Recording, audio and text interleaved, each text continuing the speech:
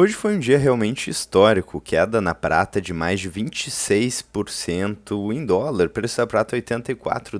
É realmente incrível, porque isso não é uma shitcoin qualquer, é a prata, então, que deletou talvez trilhões de dólares de valor de mercado, se a gente somar com a queda do ouro de mais de 8,47%, o ouro sendo negociado aí a menos de US$ 5.000. Então foi realmente um dia histórico, como eu falei nos últimos vídeos do canal, mais especificamente no último, certo? No vídeo de ontem, realmente existem algumas coisas estranhas acontecendo no mercado. Então a gente teve uma valorização realmente brutal para ouro e prata nos últimos 12 meses e hoje a gente teve uma correção que eu, pelo menos, desconheço de iguais proporções assim, na prata e no ouro.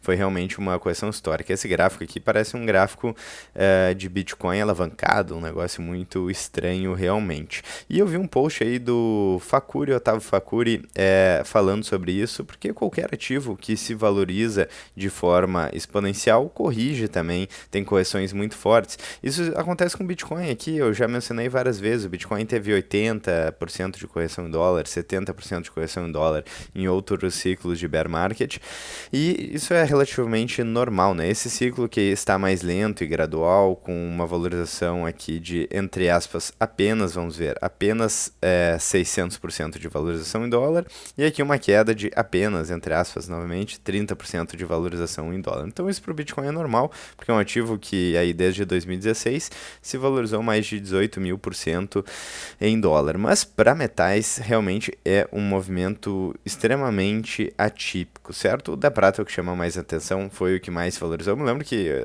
nos vídeos passados a prata já acumulava mais de 200% de valorização em dólar, 200 e poucos por cento de valorização em dólar nos últimos 12 meses e caiu então para 160, né? Caiu, enfim, essa queda aqui é realmente absurda, 26% de queda, né? E aqui o ouro, né, com 8% de queda, que, novamente, para o valor de mercado do ouro, é realmente algo muito estranho e que marca bastante. Vamos abrir aqui essa lista de maiores ativos, o Asset Market Cap, e dar uma olhada, né? Olha só, o ouro, então, é um ativo com 34 trilhões de dólares. Então, por exemplo, 10% do ouro, que foi quase o que caiu agora, dá 3,4 trilhões de dólares. É muito mais, mais que quase o dobro aí do market cap do Bitcoin. Né?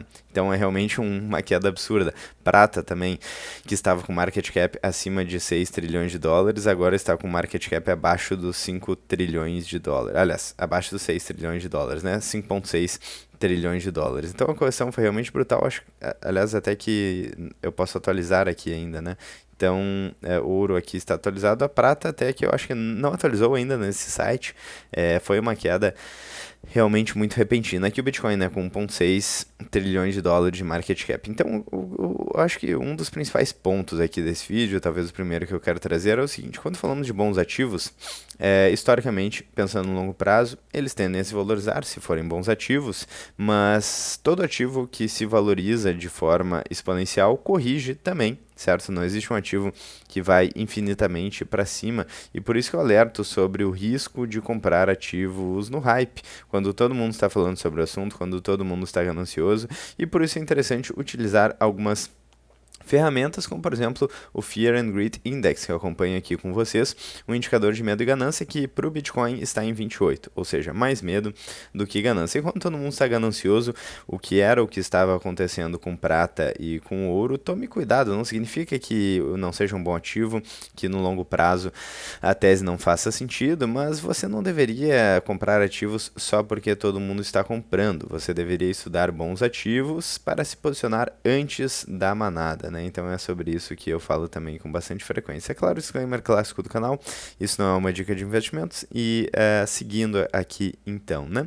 Então, o que acontece? O preço do Bitcoin, historicamente, tem esses momentos de hipervalorização vertical, né? Aconteceu em boa parte dos ciclos, aconteceu em 2017, 2021 e 2013 e assim por diante, né? Esse período aqui onde o Bitcoin se valoriza 1000% em pouco tempo, né? A prata não se valorizou tanto assim, mas também 200% de valorização em dólar é uma valorização brutal.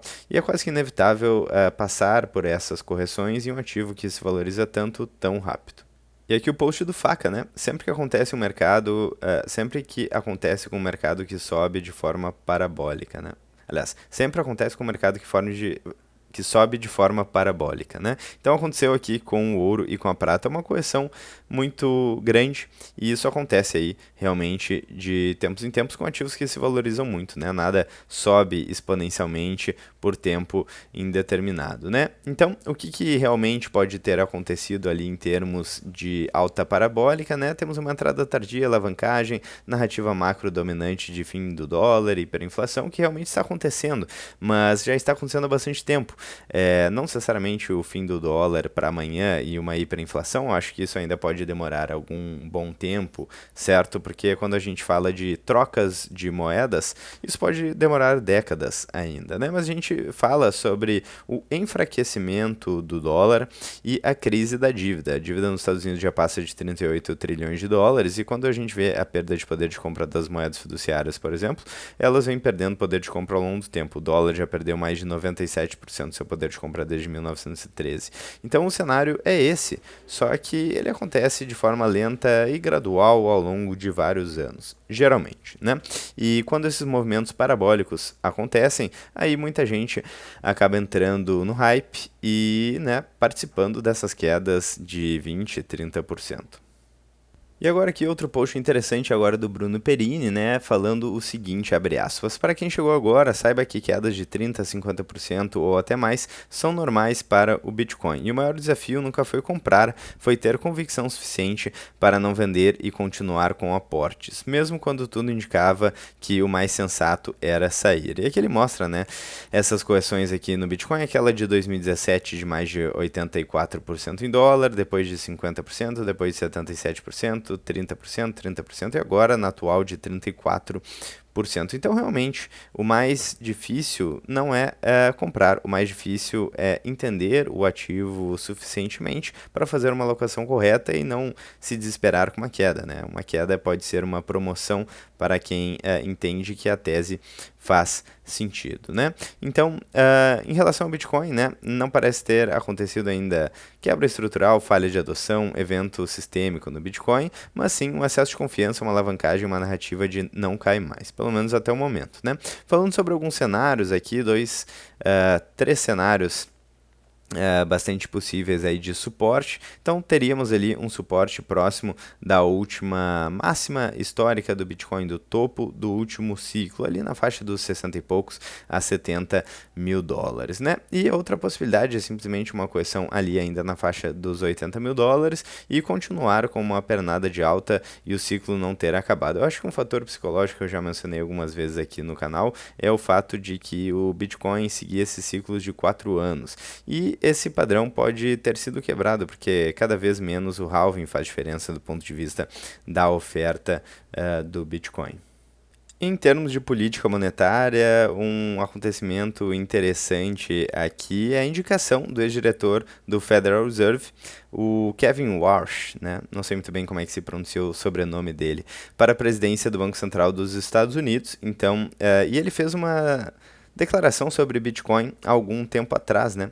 Ele mencionou aqui: o Bitcoin não me preocupa, eu vejo ele como um ativo importante que pode ajudar a informar os responsáveis pela política monetária quando eles estão fazendo as coisas do jeito certo ou errado. E de fato, né? Porque conforme o dólar vai colapsando e a liquidez começa a jorrar no sistema, isso acaba sendo um combustível para ativos escassos, né? Já a Lynn Alden já constatou isso, mencionando que boa parte das vezes onde a liquidez global se move, o Bitcoin acaba se movendo na mesma direção. Ou seja, se a gente tem corte artificial de taxa de juros, impressão de dinheiro, esse dinheiro migra para algum lugar, historicamente acaba indo para o Bitcoin. Então, enfim, muito interessante o dia de hoje, realmente, quedas aí de mais de 20% na prata não costumam acontecer todo dia.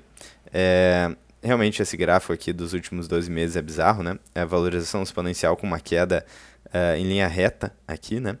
E até no ouro, o ouro é um ativo ainda maior, então ainda mais estranho essas quedas. Claro, a queda no ouro foi menor, mas também a valorização do ouro foi menor. Eu acho que o que fica aqui de aprendizado é o fato de que sim, todo ativo que se valoriza exponencialmente corrige. Isso vale para o ouro, vale para a prata e também para o Bitcoin. O Bitcoin chegou numa máxima histórica recentemente, no ano de 2025, ali em outubro, em torno de 126 mil dólares. E agora corrigiu, nada mais normal do que isso.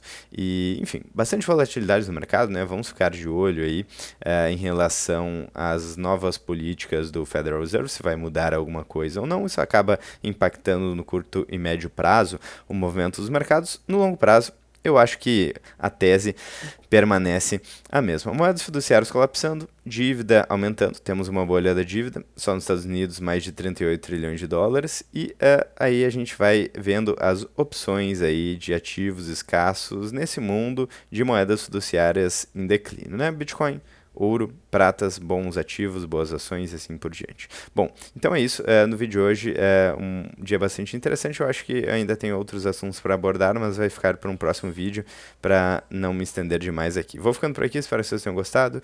Vejo vocês ainda hoje ou amanhã no próximo vídeo do canal. Um grande abraço e até breve. Antes de finalizar aqui, acabei me lembrando. Se você está pensando em comprar Bitcoin, vou deixar o link no mercado Bitcoin aqui embaixo. Eles têm cartão cashback em Bitcoin. No momento que eu estou gravando esse vídeo, 1% de cashback em Bitcoin no cartão sem anuidade, então muito interessante aí. E se por acaso você tiver mais de 100 mil reais em patrimônio, quiser uma assessoria exclusiva aí, envolvendo alocação, investimentos e até questões tributárias, estamos oferecendo uma assessoria exclusiva com profissionais qualificados. Então mande o seu nome e o WhatsApp para o X, o antigo Twitter, ou o Instagram do canal. Beleza? Ou quem é Satoshi, né? Vejo vocês lá então, um grande abraço e até breve.